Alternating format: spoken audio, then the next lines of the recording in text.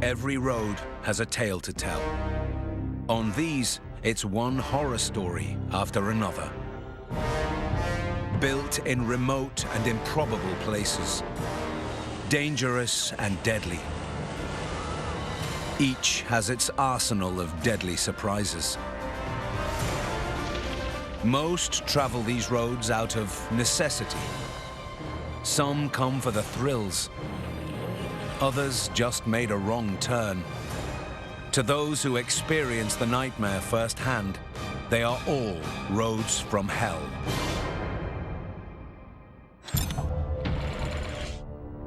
At 15,000 feet above sea level,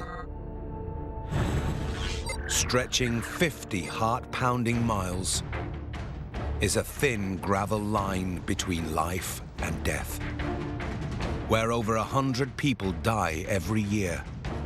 Driving it even once defies logic. Pedro Ciarico drives it every day.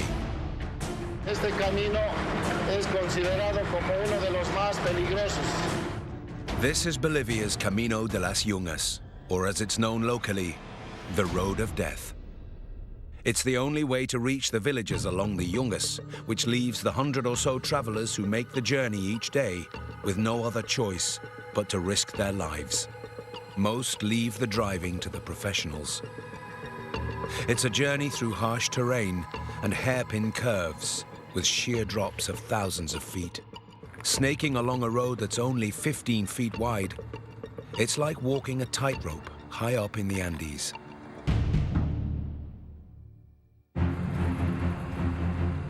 This morning, Pedro's got a dozen passengers in his charge. Estamos entrando al lugar llamado la Curva del Diablo. It's one of the most challenging spots on the road. One wrong move here spells disaster. Unos 15 a 20 vehículos grandes. Después de mucho tiempo, ahí mismo dentro de los vehículos a las personas ya en forma de esqueletos. It's a 3-hour nerve-shattering journey, so bus drivers work in teams. Today, Pedro's co-driver is Modesto Solis. Necesariamente tenemos que tener el cambio de choferes cada 2 horas, ¿no? Para dar seguridad al pasajero y que el chofer también vuelva a concentrarse nuevamente. Un pequeño descuido es para que haya un accidente. The Bolivian government used prisoners of war from Paraguay to build the road in the early 1930s, during a 3-year war between these neighboring countries. Some say this road is the prisoners' revenge. Un día que yo iba manejando por detrás de un camión, una parte de un peñasco, un derrumbe, se cayó sobre encima del camión. Todos los pasajeros que estaban encima fallecieron, murieron. Una desgracia terrible para la gente que viajaba en el camión. With one of the highest death tolls of any road in the world, the worst accident so far was in 1983, when a packed bus drove off the edge. René Toro is still haunted by that crash. 100 people died just in that accident. There were people from my town, from Coroico. I saw the corpses lie down, one beside the other, 10, 20, 30, 40 corpses under the rain. It's like a nightmare for me. As if the road's not demanding enough, drivers have to be ready for extreme and unpredictable weather. Up to 50 inches of rain a year, and dense fog sweeps in without notice. La peor condición es esta en la que estamos actualmente. Retired bus driver Pablo Tapia drove the Yungas for over 20 years. Today he's a passenger, and he senses trouble ahead. Es en el tiempo de lluvias. Generalmente se desprenden las peñas, el terreno se debilita. ¿Ya? 2, ¿ya?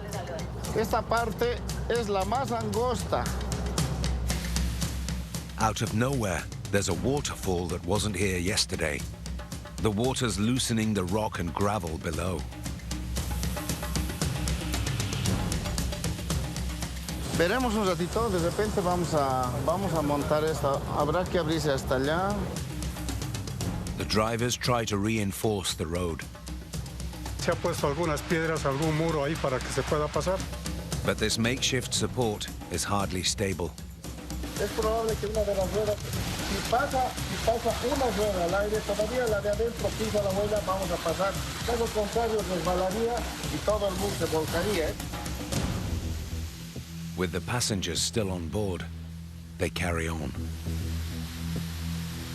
Vi a los amigos que estaban conduciendo el vehículo tratar de hacer algo con las piedras para que las llantas traseras, pero había corroído completamente el agua que cae en esa pequeña cascada el curso del camino, entonces era un poquito dificultoso.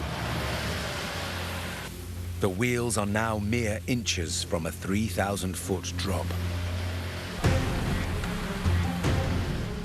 There's no telling how slippery the road is, and with hardly any traction under the tires, it's a massive risk to drive any further.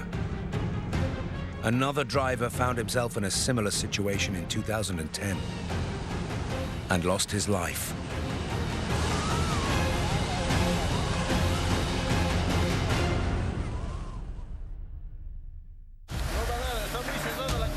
Their next move is critical. Making the wrong decision could turn this bus into a steel coffin. Es mucha responsabilidad de tener la vida de los pasajeros en nuestras manos, ¿no? Entonces nosotros necesariamente tenemos que cuidar esas vidas, no comprometernos con accidentes que pueda haber con la gente que transportamos. Modesto and Pedro have over 40 years of driving experience between them, and they haven't survived Yungas this long through wishful thinking. Backtracking on this road is a death-defying move in its own right, but today there's no other option. Damos cuenta de que viajar esto ha sido una locura, ¿no? Ha sido un suicidio viajar por esta. Today, these drivers choose the lesser of two evils and begin their long 37-mile journey home in reverse. Volver a viajar por esa carretera me estremece el cuerpo. Prácticamente ya siento miedo.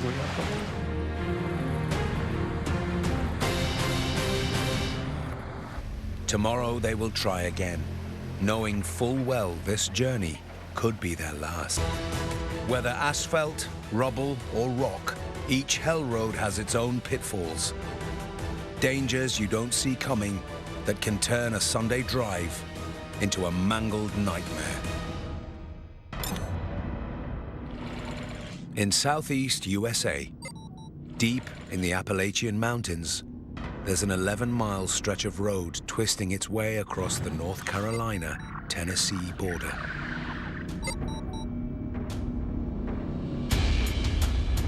Technically, it's part of US Highway 129. But around here, its jagged contours have earned it the nickname Tail of the Dragon. We've seen quite a few accidents up here, and I've seen several die here on the road. The Dragon has claimed 24 lives since the year 2000. Countless others have had scrapes with death. This memorial is a testament to all the carnage. Ron Johnson runs the Tail of the Dragon shop. He's a seasoned biker and knows this road better than anyone. It's one of the most unique roads in the world. It has 318 curves and 11 miles. It's out in the middle of nowhere. There's no intersecting roads, no houses. The Dragon used to be a Cherokee trail and was only paved in the 1930s. For decades, local residents and lost tourists were the only ones to brave this road. Then, in the 1990s, daredevils started flocking here from around the globe to test their driving skills. The dangers are in the people that come here and don't know what they're doing. It takes concentrated riding and driving. You have to watch your braking. If you overbrake, there's a good chance you'll go off the mountain.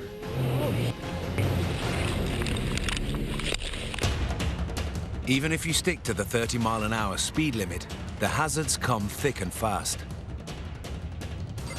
There's Beginner's End, a hard right that comes up out of nowhere. The Whip, an uphill hairpin.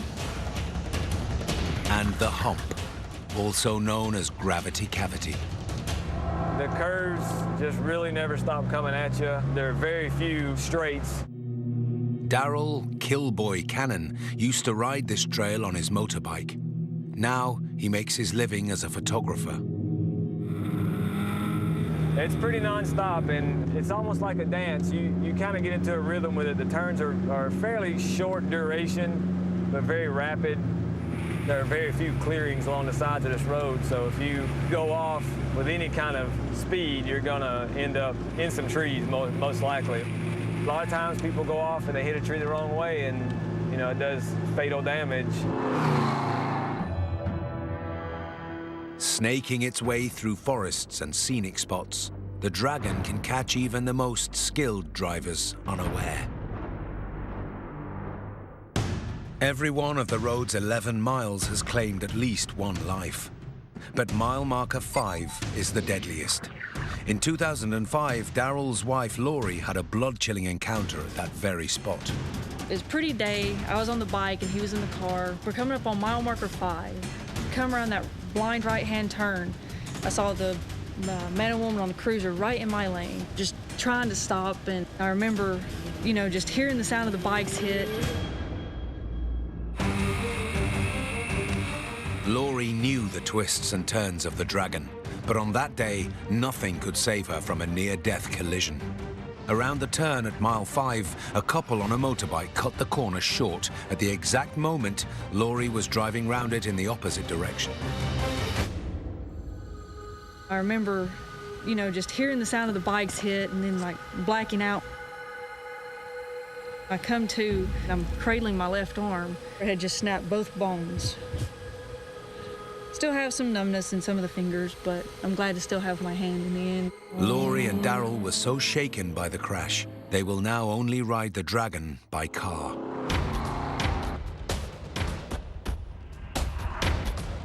Not long after Laurie's accident, in almost the same spot, Ike Woodard crashed head-on into an 18-wheeler that was taking up 2 lanes. He ended up underneath the vehicle and died en route to the hospital. Ryder really had no chance. I went up and looked at the accident scene after the fact. Just a split second that he had to react, and he laid the bike down and slid under the wheels. There are more lorries on the road than ever before, because on the GPS, the Dragon looks like a shortcut. And on the map, it just does not look like it's 318 curves and 11 miles. But once they get into it, there's no way to turn around. You really have to watch out for them. It's almost impossible for large vehicles to stay in their lane, so every bend is a potential death trap. The danger is if you meet one in the corner, their rear end is coming toward you. Twice I've been up in my car and had to actually put my right wheels in the ditch in order to avoid a truck coming at me, and they missed me by an inch.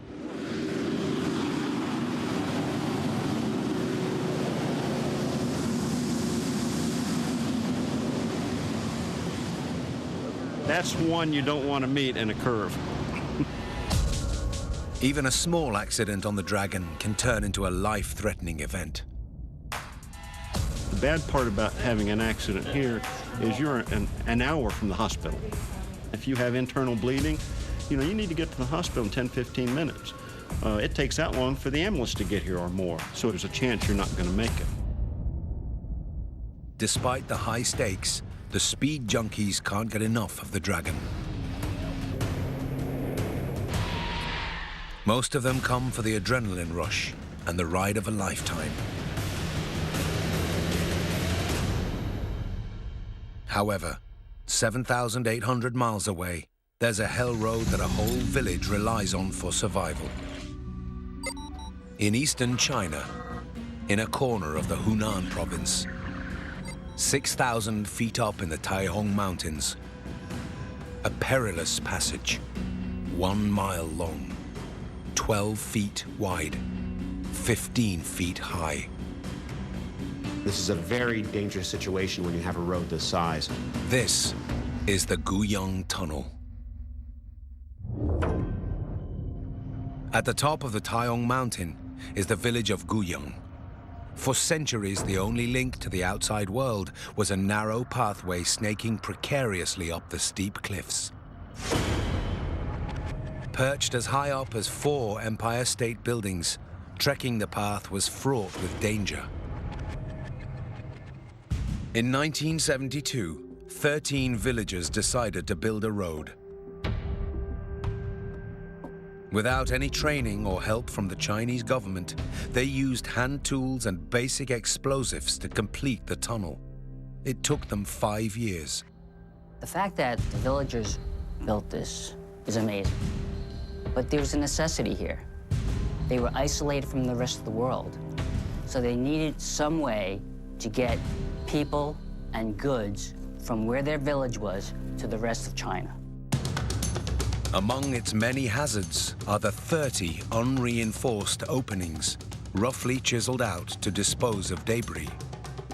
Then there's the oncoming traffic, the pedestrians, and the lack of emergency services. What happens if there's something inside that creates a fire? Are there dangerous gases in the tunnel? Illumination, vision, sight distance. These are ways where accidents occur. Although there have been reports of fatal accidents in the tunnel, no hard statistics are available. And so the Guyong Tunnel remains to the outside world a staggering, if mysterious, feat of amateur engineering. Traveling the world's hell roads is about far more than getting from A to B. Anything less than your full attention, and even the safest driver could find themselves praying for their lives. In southeast Utah, carved into the Cedar Mesa Mountains, in the middle of nowhere, lies a gravel path called the Moki Dugway. It looks innocent enough, but don't be fooled by appearances. It definitely demands your respect. It has the potential to be a very deadly road. This 3-mile stretch was built in the 1950s to transport uranium ore from the mountains to a nearby processing plant. Today, over 40,000 motorists a year travel through, most of them tourists, unprepared for what lies ahead. The Dugway is steep and prone to icing over, but it's the endless serpentine of switchbacks that can catch drivers out. Even sticking to the 5-mile-an-hour speed limit, it's easy to misjudge a turn and fly off the mountain. As part of the state highway system, Moki is regularly maintained. Lee Myers has worked this hell road for the past 16 years and knows how unpredictable it can be. The weather varies quite a bit. It all has its own demands. Dry, powdery, dusty road to wet, flooding, rock slides. You never know what to expect every time you come up this road, and it can change quick. The extreme conditions lead to erosion of the Dugway's surface. And when water and ice start to cleave the mountainside itself, boulders are loosened without warning. Always worried, of course, about the safety of the public. We try to have good communications with the sheriffs so they can let us know what's kind of going on with our conditions. Officer Marie Tuxhorn of the Bureau of Land Management regularly patrols the Dugway on the lookout for drivers who need help. Lying beyond reach, the metal carcasses are a constant reminder of just how hazardous these switchbacks can be. There are some now historic wrecks that were never removed from the canyon here of people who just didn't make a corner.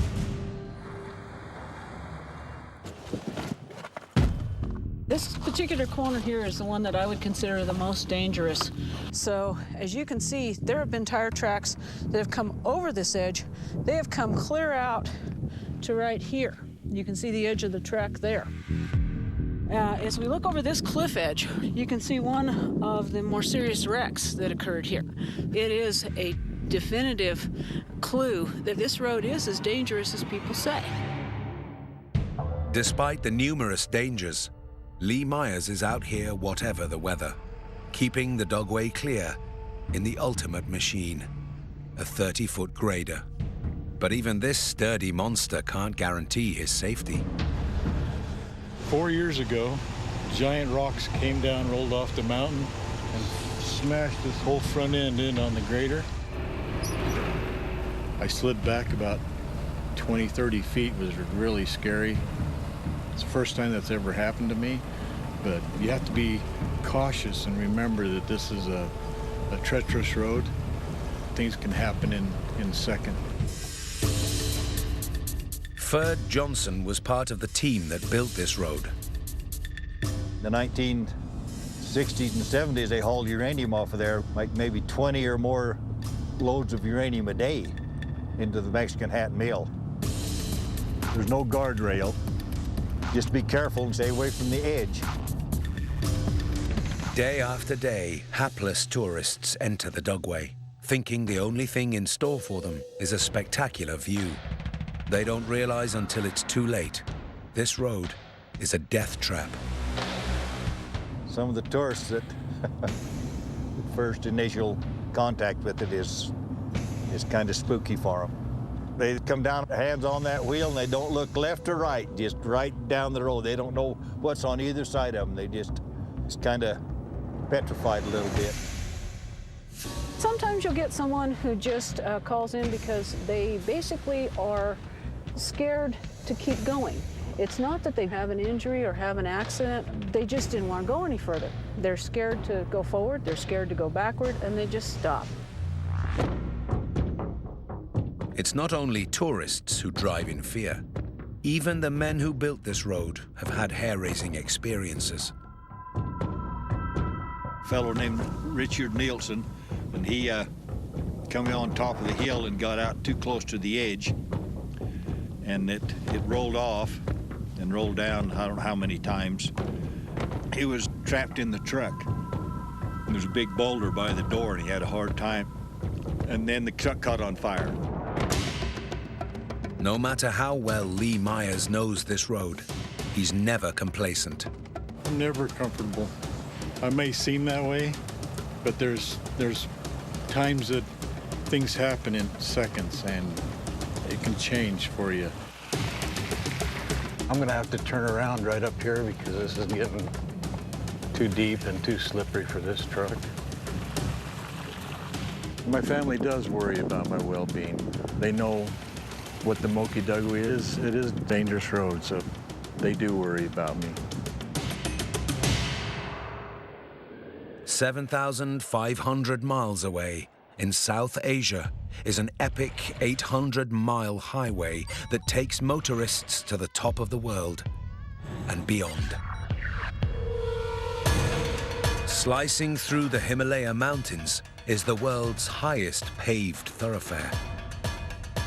Linking Islamabad to Kashgar, this monumental road is known locally as one of the wonders of the world. We're now talking about the ultimate in dangerous roads. This is the Karakoram Highway. It took the Pakistani and Chinese armies 20 years to build the road, and over 1,000 people died in landslides and rockfalls. As one of the region's main arteries, it connects hundreds of towns and villages, and up to 5 million motorists travel its treacherous heights every year. Reaching altitudes of 15,000 feet, Karakoram is as dangerous as it is spellbinding. You're driving along this beautiful road, and what are you doing? Well, instead of actually paying attention to what's in front of you, you're looking over at the scenery, these beautiful mountains. And you have to understand that at any time, if you're not paying attention, that's when you're in trouble. There is no room for error. You're going off the side. As soon as you don't hit those brakes fast enough, you're pretty much dead. It doesn't matter if you have a seatbelt, airbag, doesn't matter. You're downhill at 3,000 to 4,000 feet. You're gone. After the Rykot Bridge, things only get worse. 166 miles in, and at an altitude of 15,000 feet, the road becomes too narrow for buses, so passengers have to continue the journey in off-road vehicles. What makes this road particularly dangerous is that it's narrow, it's got a sheer cliff on one side, and it's got a sheer mountain on the other. So there's no room to maneuver. As northern Pakistan's central highway, buses, trucks, and cars compete for space on the two-lane road. This particular road is fraught with overcrowded buses. So you have buses that are moving at different speeds, carrying a lot of people. So one crash leads to multiple injuries. With hardly any barriers or hard shoulders, vehicles skirt within inches of plunging ravines and the rushing Indus River. Globally, 1.2 million people die every year on roads. That's about 3,000 deaths per day. People think that road crashes are accidents, that they're acts of God, but they're not. They're preventable. But as you can see, low and middle income countries, they often lack technical training to address the issues. Taking measures to improve visibility and reduce tight curves and hairpins, those are all important factors because they're a major cause of death in their countries. Add to that tremors and earthquakes, and you can understand why it can take an hour to travel 1 mile and only a second to depart it. In Peru, up in the Andes Mountains, overshadowed by an extinct volcano, there's a 73-mile highway haunted by more than 100 lost souls. Por la ruta Chacas, la gente arriesga su vida, ¿no? Para que llegue a su destino. This is the Chacas Road. There's no other way to get from the city of Carhuaz to Chacas, so travelers risk life and limb making the journey. Muchas veces he tenido temor de subir por la ruta Chacas. As a police officer, Rafael Ibarra has seen it all, but Chacas is in a category of its own. Hasta se me ha escarapelado el cuerpo de conducir por esta vía. Today, he has to visit relatives in Chacas, so there's no avoiding the risk. His friend Omar does the driving. Tenemos que ir despacio por acá porque ahorita no nos ayuda la neblina, las rocas, en consecuencia nos puede pasar algo. Anything less than 100% concentration can lead to dire consequences. But if it isn't the drive that kills you, the mountain might. Huascarán, the highest peak in Peru, is an extinct volcano that still packs a punch. In 1962, a massive landslide devastated the villages below and killed 4,000 people. Then, in 1970, an earthquake dislodged an even bigger wall of rock and ice, which buried 2 towns and killed 20,000 people. There's still seismic activity here, which means anything can happen at any time. Mira, ahí ves, mira. Hay derrumbes, ¿ah? Despacio, despacio. There are 3 to 5 rock slides here every day, and one just struck. Pon doble este, Omar. Pon doble. Doble, mira la concha que la ruta se ha caído una rocaza acá, mira. This could signal even more instability above. La ruta ahorita está bien peligrosa y siempre derrumbes acá cada paso. Lleguemos sano y salvo.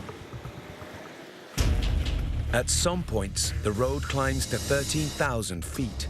One slip is all it takes to plummet to certain death. Hace 3 años atrás, un bus lleno de pasajeros, con 60 pasajeros, se ha volteado y se han muerto los 60. Y yo converso con mis familiares que no viajen por Chacas, porque es bastante peligrosa. Creeping along the snow line, the weather can change in the blink of an eye. Porque mucho cae nevado, que la lluvia total se tapa, por eso es como se llama, muy peligroso. Todo se hace cerro, no se ve la carretera, total lo tapa. In June 2011, Maximo Fuentes was driving the Chacas Road when his truck skidded out of control and crashed 100 feet into a ravine. Miraculously, he was pulled out of his vehicle with only minor injuries. Acá sucedió en mi carro que, ¿cómo se llama? A 6 metros abajo se fue por motivo de lluvia, por motivo de la carretera.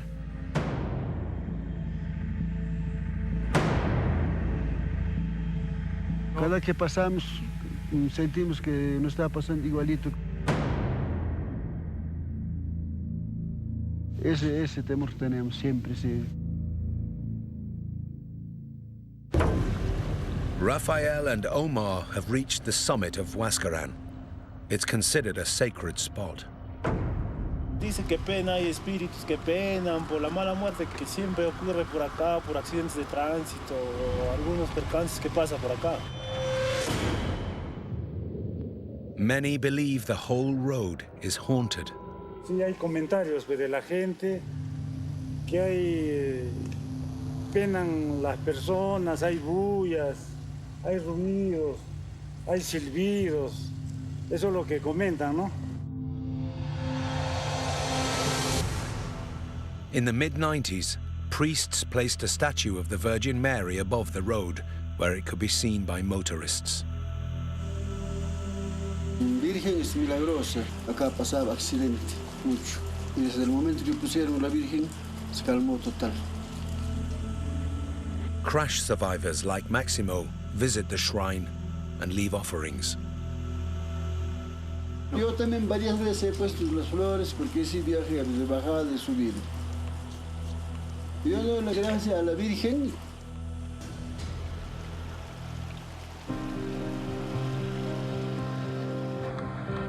As Rafael and Omar descend the mountain, they hope and pray that the Virgin Mary will secure their safe passage too. Hay que ir siempre con fe, creyendo en ti mismo, ¿no? Con confianza, ¿no? Porque peor es cuando uno se vuelve, pues, nervioso. Estás con esos peores la ruta por acá.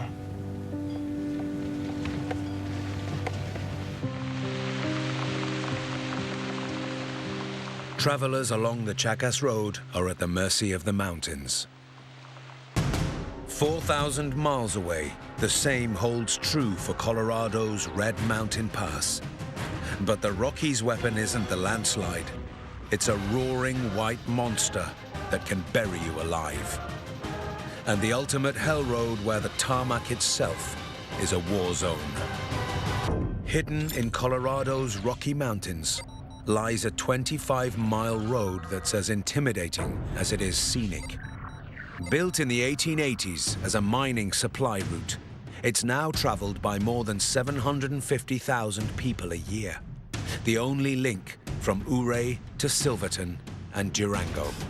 Steep grades, sharp curves, and precipitous drops are just some of the dangers that lie in wait. The road itself is a ribbon. It's an asphalt ribbon that is extremely dangerous. Welcome to Red Mountain Pass. This is a white-knuckle drive, even in perfect weather. As the elevation rapidly rises to 10,000 feet, motorists must navigate narrow lanes with no guardrails between them and a deadly plunge. And that's on a good day. On a bad day, it unleashes its deadliest weapon, the avalanche. On average, 25 people die in avalanches in the US every year, almost half on Red Mountain alone. Former avalanche forecaster Jerry Roberts has driven this highway hundreds of times and knows never to let down his guard. When I drive Red Mountain Pass, when I think of hazard, I think of death, I think of beauty. It's a mixed bag. You get a lot of different weather conditions, you get a lot of different road conditions. These corners are pretty nasty, and oftentimes there's gravel and people drive off, drop down into the gorge. It's a very hazardous road year-round, just more so in the winter. It takes an army of maintenance workers to keep this road clear, especially during the 7 months of the year when snow and ice descend on the mountain. Paul Wilson is one of them. He's spent over 2 decades fighting that battle. This is the most dangerous road that I know of. The terrain, the avalanches, rock slides, mudslides. the sudden drop-offs. Add loose gravel and a slippery surface into the mix, and people can easily careen over the edge. So Paul carefully monitors every square inch of the highway. You've got to always be aware of where you are, what the conditions are. You got to be watching out for oncoming traffic. We've got animals. There's several things that we need to always watch for. It's a bit of a contradiction here. I mean, you got all this beautiful terrain and the skies, and then there's a lot of danger there that nobody realizes. I've pretty much seen it all up here on Red. I just have a lot of respect for this mountain. But respect won't save your life if an avalanche lets loose. Not at speeds of over 200 miles per hour, with 15,000 pounds of pressure per square foot. So while Paul surveys the road, avalanche forecasters Ethan Green and Susan Hale carefully study the slopes above. We monitor how the snow's coming in, how much weight's in it, how much wind there is, because the wind is going to move snow into the start zones where these avalanches release. And when we start to see enough of these indicators coming together, that's when we know we have to take action. An effective method is to relieve pressure in the most densely packed areas using a process called mitigation. Mitigation is throwing explosives out of a helicopter or shooting with a 105 howitzer or an avalancher to create a fracture and then a failure in that snowpack to get it to come down and to clean that path out. Mitigation lowers the risk of a massive avalanche, but it doesn't remove it. In 1992, Danny Jaramillo and Eddie Immel were trying to clear the road after an avalanche when tragedy struck. I was called in the middle of the night, and they said, report to the sheriff's department. Whoa. These guys were outside the vehicle because they threw a chain on their plow, and they were both caught by a secondary slide. They did have an air pocket. They were alive for a long time. Danny Jaramillo dug his way out 18 hours after being buried, and then Eddie died. A memorial to colleagues and travelers who have lost their lives on the mountain serves as a tragic but necessary reminder of the dangers here. It's pretty important, and I think it's a really good thing that they put this memorial up here for everybody that's been killed here, mainly the plow drivers. A lot of people stop and look at this. It helps put it in perspective to really realize what is down below. The plow drivers are the true heroes of this road. They are underneath these paths more than anybody, so their chances of getting killed are much higher than the average person that's driving from Ouray to Durango. Paul is himself one of the lucky survivors. It's an experience that's hard to forget. As I come around the corner, I mean, it was complete whiteout. I got too close to the edge and I just rolled down. I ended up in the trees down there. It was almost 20 years ago when Paul plunged 200 feet into thin air. Luckily, a patch of trees cushioned the fall. Trapped in his vehicle, he waited for what he thought would be certain death. Incredibly, 3 hours after the accident, a sheriff spotted the wreck and helped pull him out. I hit a main artery in my arm here. I crawled up to here because I was having to hold that artery with my hand to keep from bleeding to death. You just want to be real careful when you're up here in them plow trucks. It can happen in just about anything. Red Mountain Pass seduces drivers with its stunning scenery, but those who know it best never take it for granted. I have fear every time I drive this road, so I drive with great paranoia on this road. It's dangerous. There will be another tragedy, and there's nothing you can do about it. So eventually, you know, I hate to say it, but the storyline is probably going to be the storyline of another tragedy.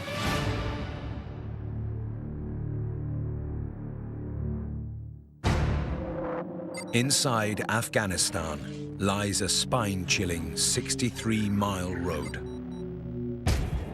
Built thousands of years ago, This route has been used for trade and travel in the rugged terrain of eastern Afghanistan. Much of the road is rocky, but that's not the real danger. Gunfire, roadside bombs, and ambushes earned the road its reputation as the Death Pass. As an important way of linking together the remote eastern part of Afghanistan to the rest of the country, the coalition forces have been paving the entire road, but not everyone welcomes their presence. Ancient tribal tensions and warlords fighting to maintain their power clash with foreign troops. Here it's a different kind of environment. It's people shooting at you. You're not thinking about the pothole in front of you. You're thinking about what's around the turn here. You don't have this normal road where you might have a problem, let's say, if you pay attention to your cell phone. No, you have to pay attention to what's coming up over that hill. You have to pay attention to whether or not an explosion just happened in front of you. You have to keep all your senses going all the time, and you're still driving fast. It must be almost impossible. Everyone traveling along this ribbon of bitumen does so at great risk. We've had attacks from those hills over there. When we go up over the pass, we've had attacks on the mountain range to the far side over there they've operated from as well. Lieutenant Colonel Rob Campbell knows KG Pass like the back of his hand. This was a trouble spot for us because, you know, you can see if you're here, but you're not down there around the corner, the enemy's got you. You can't see what he's doing. He can set up ambushes. So, you know, it's a difficult position.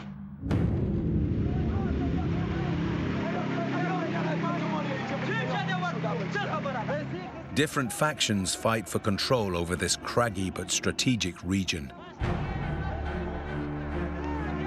With tensions running high, it doesn't take much for the situation to get out of hand. It's an argument amongst the security force. But they're solving it through peace. You don't hear any gunfire. That's a good thing. Until a lasting solution is found through peaceful dialogue, the road remains a battleground for the armed and angry. There's no use in rebuilding this road only to have it blown up again after that. So I think in this particular case, the security has to come first. Otherwise, you're just going to be rebuilding this road for years and years and years.